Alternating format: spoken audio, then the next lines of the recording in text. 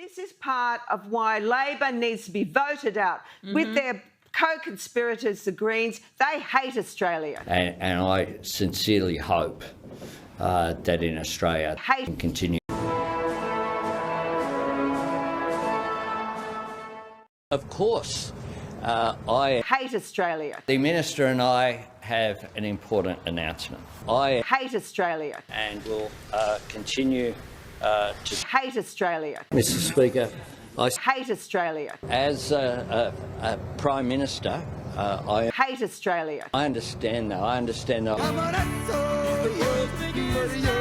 That's my style. I hope you've noticed that. Most Australians absolutely celebrate our existence here, the luck of being born in this country, the pride we have in our flag, and it just really pisses me off. I'm telling you now that it's the same with bloody Albanese. No wonder he's on the nose because he really pisses me off. And rightly so. He just has no judgment. He's got a tin ear when it comes to what Australians feel about this country. How dare they? They have no mandate. How dare you? How dare you? Say that because we've got a few whingers and mongrels and activists who wouldn't be happy with any bloody date.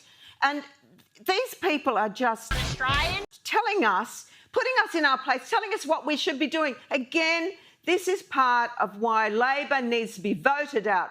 With their co-conspirators, the Greens, they hate Australia. Clearly they hate Australia and Australians. That's what we've done. Even if the date of Australia Day were to be changed, they're still never going to be happy. Never happy. And, I remember the days, going back, this is, 10, 15, 20 years ago.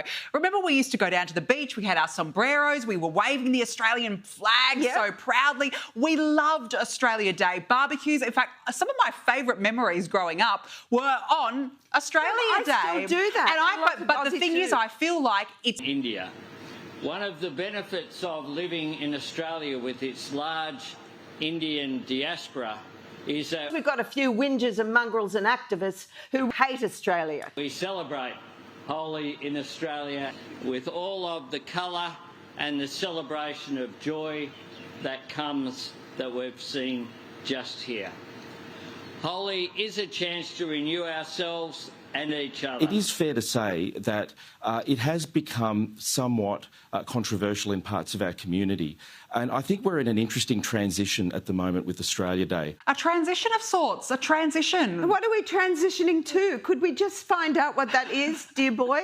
And it's been evolving. It's only been evolving because pipsqueaks like you hate Australia. It's what Labor governments do. It's gone backwards. You remember, you used to have those competitions as well, like out at Bondi, where people used to get out there on their female blow-up doll, on their blow-up doll thongs, the Havianas.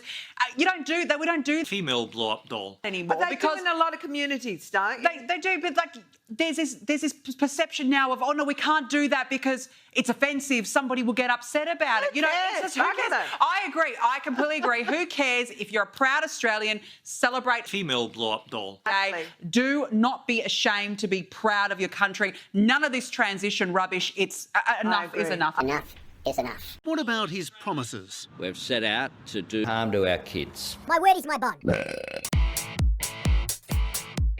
If you're a proud Australian, celebrate Australia Day. Do not be ashamed to be proud of your country. None of this transition rubbish.